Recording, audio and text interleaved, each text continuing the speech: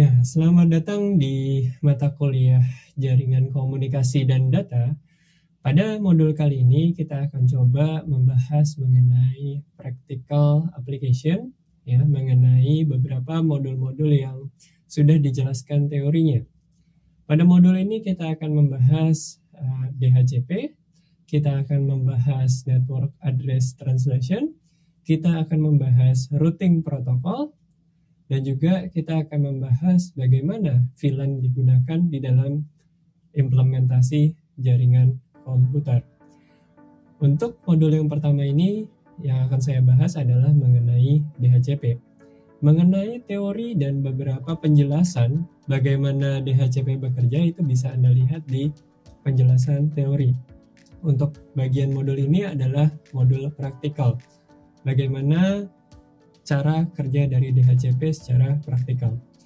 Tools yang saya gunakan pada saat ini adalah paket tracer, ya. Oke.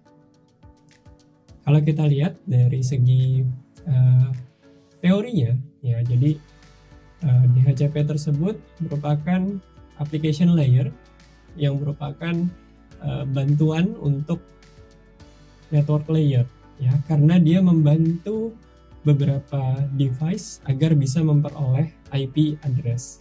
Ya. Implementasinya sangat sering digunakan di beberapa tempat-tempat di mana device tersebut hanya berkunjung sementara. Ya, contohnya ada di kampus, restoran, dan beberapa tempat-tempat lainnya. Jadi, yang biasanya kita harus melakukan assignment IP address itu secara manual, DHCP bisa memberikan IP address tersebut secara otomatis.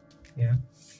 Jadi mengenai prinsip kerjanya, ya, kita tahu bahwa ada yang namanya DHCP server. Ya, DHCP server inilah yang akan membantu kita memberikan IP address. Dalam implementatifnya, saya akan coba menjelaskan diagram network sebagai berikut. Ya. Jadi kalau kita lihat di diagram network ini, ya, ada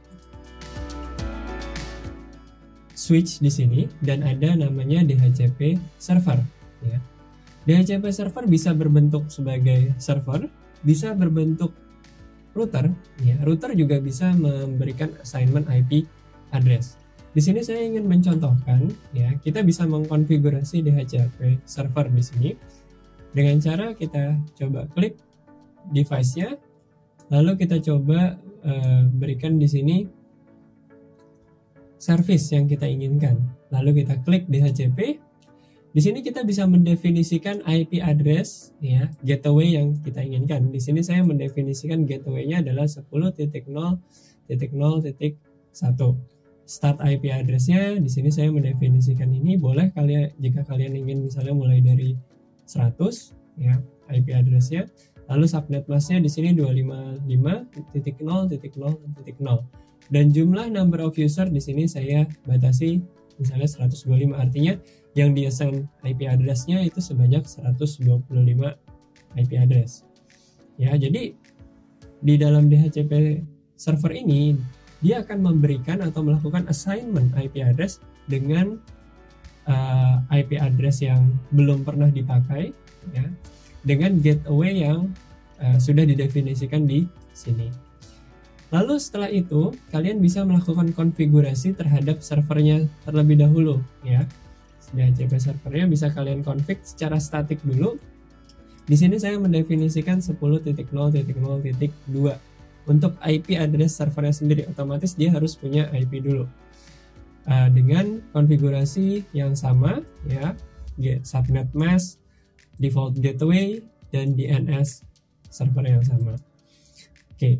Nah, setelah saya memiliki DHCP server tersebut, saya bisa mengkonekkan, ya, sebuah PC, ya, di sini. Di PC ini saya mengkonfigurasi IP configuration-nya di sini adalah DHCP. Kalau saya pilih statik berarti secara manual. Ketika saya memilih DHCP, dia akan melakukan request, ya. Request apa?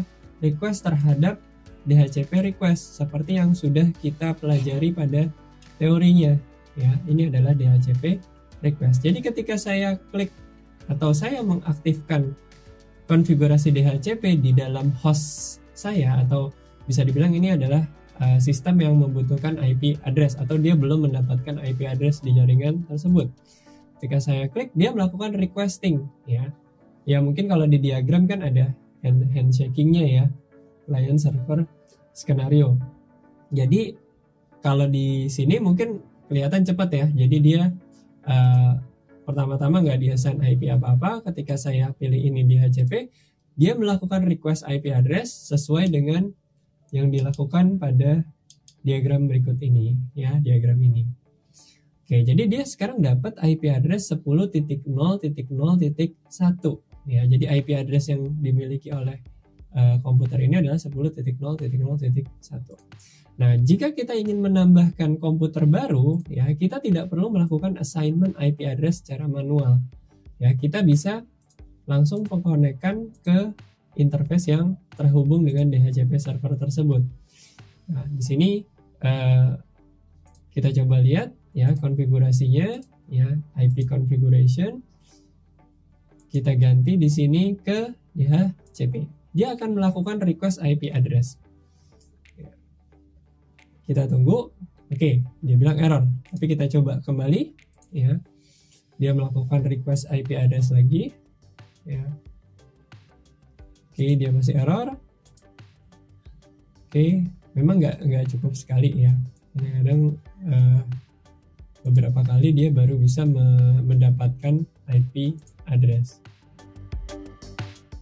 Oke, dia mendapatkan DHCP request successful. Dapat IP addressnya 10.0.0.7.255.0 sesuai dengan konfigurasi yang ada di dalam DHCP server tadi. Gateway-nya sama, DNS servernya juga sama. Ya. Jadi itu yang bisa kita gunakan untuk menggunakan DHCP server. Jadi ada servernya, lalu ada host yang bisa secara otomatis di-assign IP address-nya.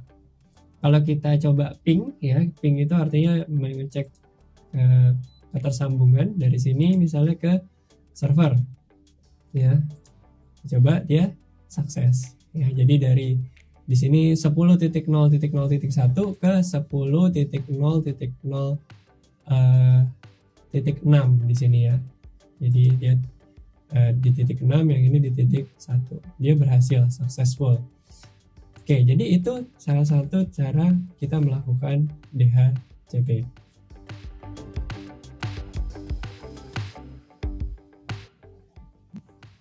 Oke, setelah DHCP, kita akan coba mempraktekkan bagaimana NAT bekerja atau Network Address Translation.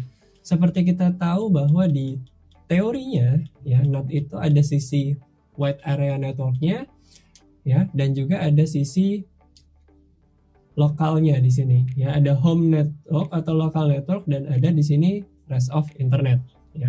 Ya, kita anggap di bagian ini ya rest of internet misalnya adalah jaringan yang ini, ya.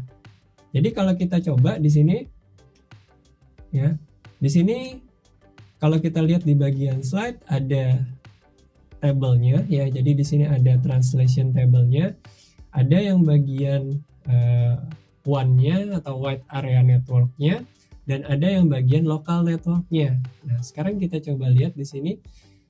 Saya coba mengimplementasi atau mendemonstrasikan NAT itu dalam bentuk router. Ya, di sini ada router.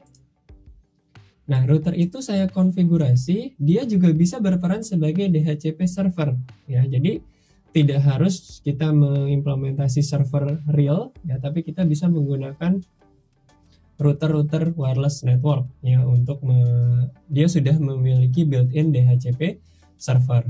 Nah, di sini yang di-assign IP address-nya untuk klien-kliennya adalah 192.168.0.1, ya. Jadi dia dimulai dari 192.168.0.100, ya. Jadi itu adalah IP address ketika connect terhadap wireless router yang ada di sini. Di sini didemonstrasikan dengan beberapa tablet yang saya tempel ke dalam wireless router ini. Tablet itu ada yang IP-nya adalah 0.100, ada yang IP-nya di sini 0.101, ada yang 0.102, dan ada yang 0.103 IP address. Jadi ada 4 IP address, ya, Tapi IP address-nya di sini 192.168 ya. Jadi kalau kita lihat sini. Sedangkan yang di sini yang connect ke dalam network ini itu IP address-nya adalah 10.0.0.7. Subnetnya beda gitu. Sama seperti yang didemonstrasikan di dalam network address translation. Ya, jadi kalau di dalam tabel yang ini adalah 10.0.1 ya, sedangkan yang di sini adalah 138. Perumpamaannya ya, kalau yang di sini yang ini adalah public-nya, sedangkan yang di sini adalah lokalnya. Nah, sekarang perumpamaan saya di dalam jaringan ini adalah 10 yang titik 0 titik ini adalah public-nya, sedangkan yang 192.108.0 itu adalah lokalnya. Nah, apakah dari lokal ini kita bisa terhubung dengan dunia luar ya? Anggap aja ini adalah sebuah jaringan internet ya. Kita bisa coba tes koneksi dari sini ke server, web server misalnya. Dia successful. Artinya walaupun di sini dia memiliki 192.168.0.103, dia mencoba untuk mengkonek ke dalam server ini 10.0.0.6 ya.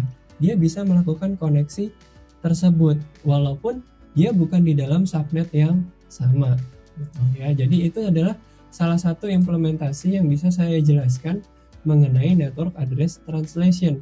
Jadi ketika keluar dari router ini punya IP address yaitu 10.0.0.5. Nah, 10.0.5 inilah yang menjadi modal bagi device-device yang terkoneksi di sini untuk bisa terkoneksi dengan dunia luar. Jadi connect ke 10.6 itu melalui 10.5 ya. Jadi dia maskingnya atau bisa dibilang dia dianggap sebagai 10.5 ya. Padahal dia adalah 192.168.0.103 ya. Jadi mudah-mudahan kalian bisa memahami ya. Tapi sebelumnya kalian coba bahas dulu teorinya, baru kalian coba untuk membuka modul ini. Oke, jadi di sini Anda sudah diberikan wawasan ya. Pertama adalah bagaimana suatu DHCP server bisa Anda konfigurasi.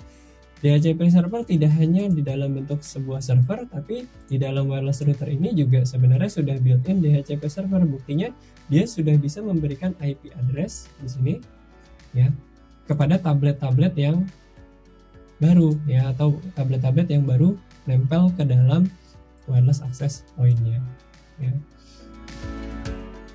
Jadi kalau kita lihat di sini dia coba dapat koneksi dulu ke dalam wireless routernya, lalu dia belum dapat. Di sini kita coba konfigurasi terlebih dahulu. Konfigurasinya kita buat menjadi DHCP.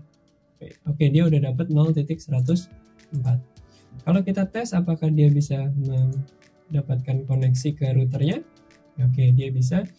Apakah dia bisa mendapatkan koneksi ke server? Kita coba dulu. Ya, dia sudah bisa mendapatkan koneksi server.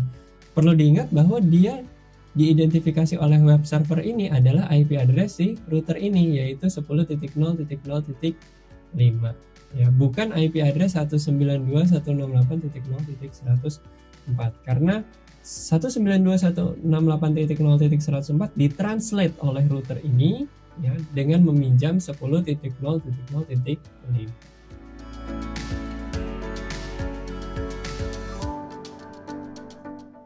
Oke, berikutnya adalah bagaimana kita coba untuk mencoba hop mana saja yang dikunjungi dari satu tempat ke tempat yang lain. Kita bisa melakukannya dengan menggunakan trace route. Ya, kita pakai contoh yang sama. Di sini web servernya ada di 10.0.0.6. Artinya server yang mau kita tuju ada di 10.0.0.6. Nah, kita coba dari tablet yang baru kita deploy di sini. Ya, kita coba ya. Tracer ya, kita coba.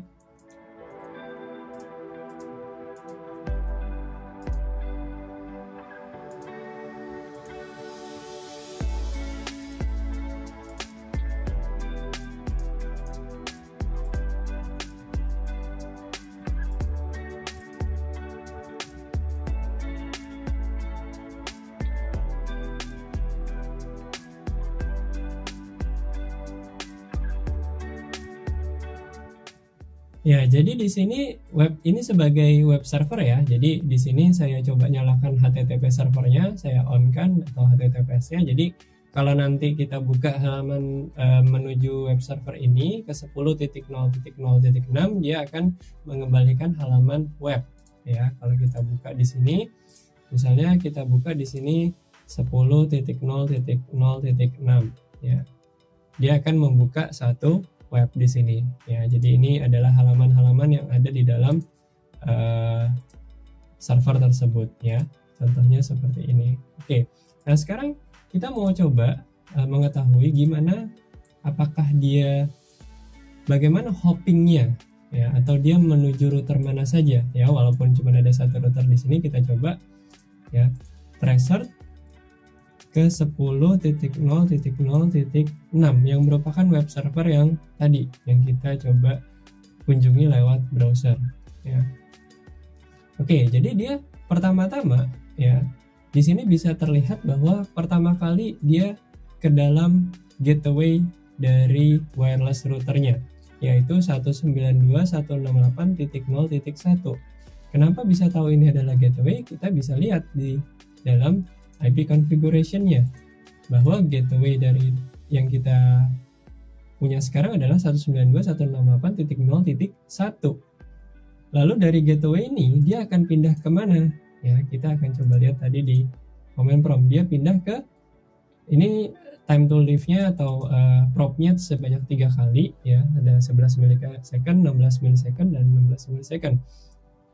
Di sini 18 milisecond, 11 milisecond, dan 19 milisecond untuk sampai ke 10.0.6. 10.0.6 itu adalah IP dari router ini ya. Jadi bisa dibilang IP dari 10.0.5 itu adalah IP dari router ini, tapi 10.0.6 itu adalah servernya. Jadi ketika dia sampai hopping di dalam router ini, paketnya dia akan didistribusikan ya ke 10.0.5 dulu. 5 itu artinya lewat jalan yang 10.0.5, karena kan yang diketahui atau kita memakai identifier di sini sebenarnya kita memakai 10.0.5 untuk bisa terkoneksi terhadap 10.0.6 ya. Jadi bisa dilihat dari trace route. Pada implementasinya mungkin routernya akan jauh lebih banyak ya. Di sini karena di sini saya hanya diimplementasikan satu buah wireless router, maka di sini terlihat bahwa ya ke dalam gateway-nya, langsung dari gateway ini dia mendapatkan IP address-nya atau IP address web server yang dituju. Itu adalah trace route ya. Dia 3 kali melakukan prop, lalu dia prop itu adalah waktu time to live-nya ya, artinya bolak-balik berapa milisecond, sebanyak 3 kali ya. Oke, jadi untuk modul yang pertama ini ya menjelaskan mengenai bagaimana DHCP bekerja, bagaimana Network Address Translation bekerja atau NAT, dan bagaimana trace route bisa kita gunakan untuk mengetahui path dari router di tiap jaringan yang kita kunjungi, atau router-router untuk mendapatkan host yang kita tuju. Mudah-mudahan modul pelatihan ini atau modul praktikal ini bisa membantu kalian memahami bagaimana DHCP, NAT, dan trace route bekerja. Oke, terima kasih atas perhatiannya.